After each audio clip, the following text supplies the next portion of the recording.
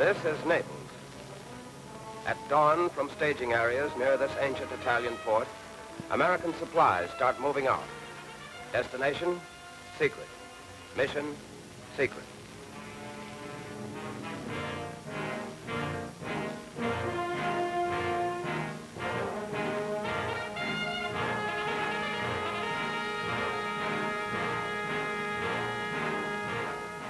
Gathered and waiting in the harbor is the invasion fleet. Its officers have their sealed orders.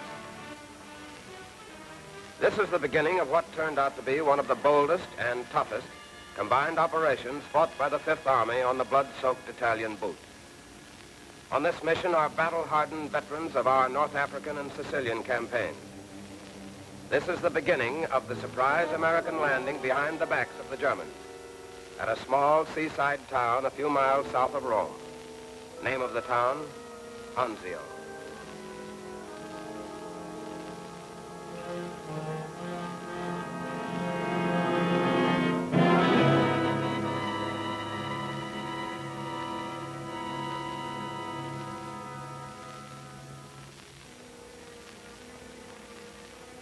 Out to sea now, our men have been told the nature of the job ahead of them.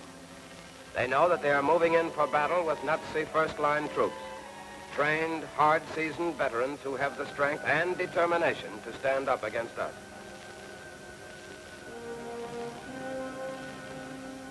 Our secret was well kept. The German garrison is caught completely off guard when we reach Anzio Harbor at 2 a.m. For 6 hours, we land men and equipment. Then comes this.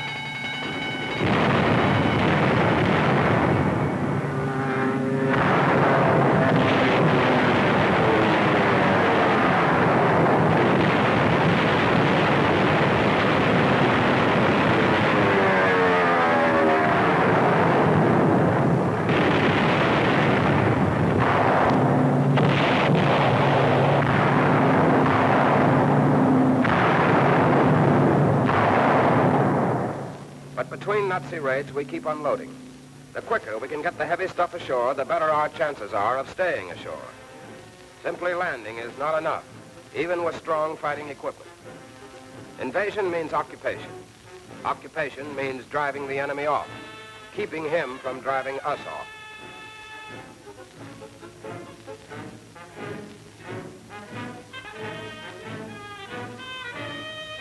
But some of the stuff we started out with will never be used. For instance, this cargo. And this.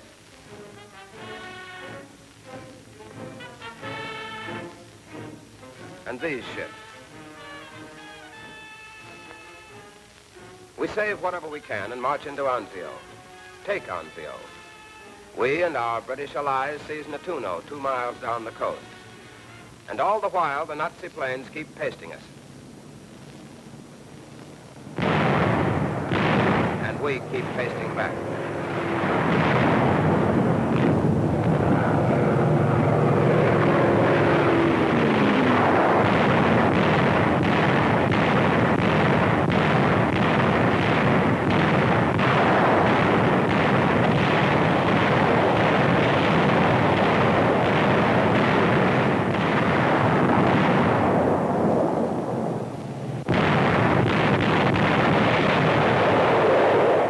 That's a German Me-109 taking its last dive.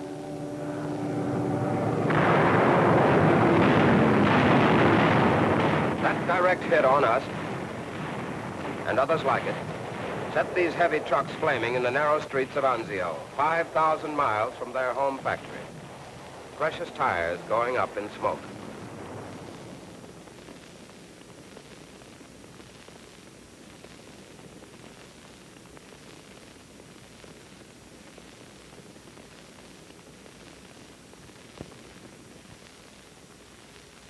Look at this duct, set afire, being towed out of a congested supply area to keep its flames from spreading to other material.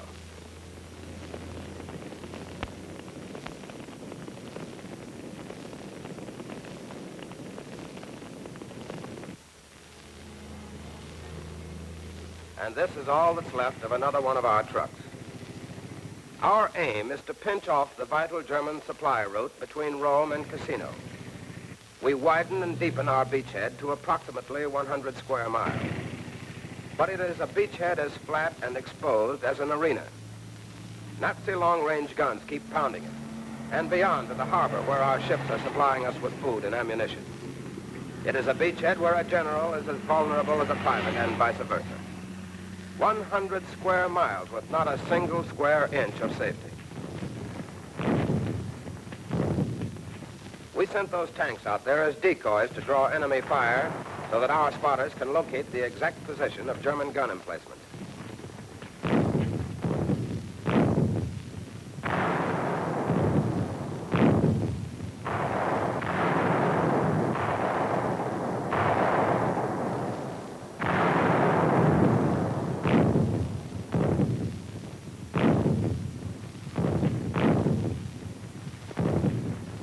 We locate the Nazi guns and let them have it. And don't spare the ammunition.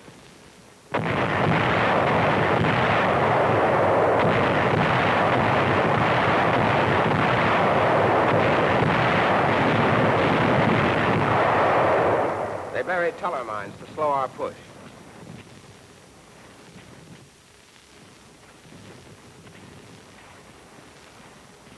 Our engineers dig them out.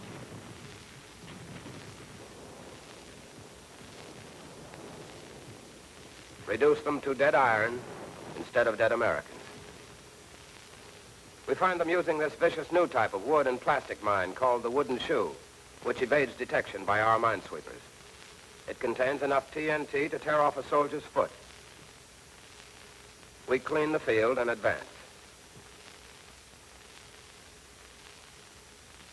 Up to the time these scenes were taken, we were slowly gaining ground. But these Nazi supermen whom we captured still boasted that they would roll us back into the sea.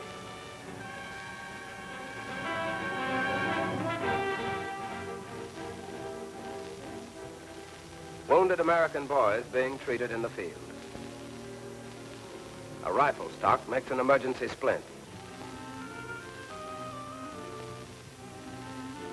Frontline surgery. Not a pretty sight, but this is the stern reality. This is the inevitable cost of war. The cost of fighting and destroying an army as technically powerful, as totally equipped for global murder as the Nazis. The importance that Hitler placed on the Anzio-Cassino line, on his determination to make it hold, was evidenced by the fact that he threw in much of the pick of his elite divisions, the Hermann Goering, the Reichsfuhrer Brigade, the Panzers. Yes, the Germans have only one last hope, to make our victory so costly that we will weaken, compromise, make a deal with them and their Axis pals. But in the name of these heroic wounded, we at home pledge ourselves not only to continue producing the materiel for victory, but pledge our united determination to make that victory final, complete, total.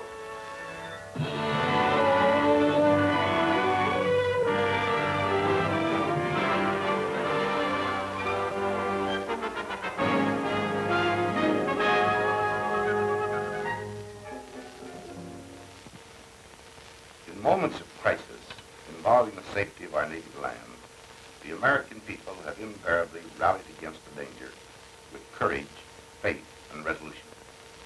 For the past 2 years, we have been in one of these moments of crisis, perhaps the greatest in our history. On the battlefield and on the home front, men and women are daily making great sacrifices so that freedom and our way of life may be preserved. There is now in progress the 5th War Loan Drive to raise money so as to ensure that this conflict will be brought to the speediest possible conclusion and with the least loss in lives. The complete success in that drive will meet the acclaim of the forces in the field and will be renewed proof that all Americans are one solid phalanx of determination in this great war. All of us profoundly trust that soon the world may be restored to a just peace. Until we can, with God's help, bring about that happy realization of our dreams, each of us must seek incessantly for ways and means by which the value of our services to our country may be enhanced. Right now, we can do so by buying bonds. Let's make this particular victory a quick and decisive one.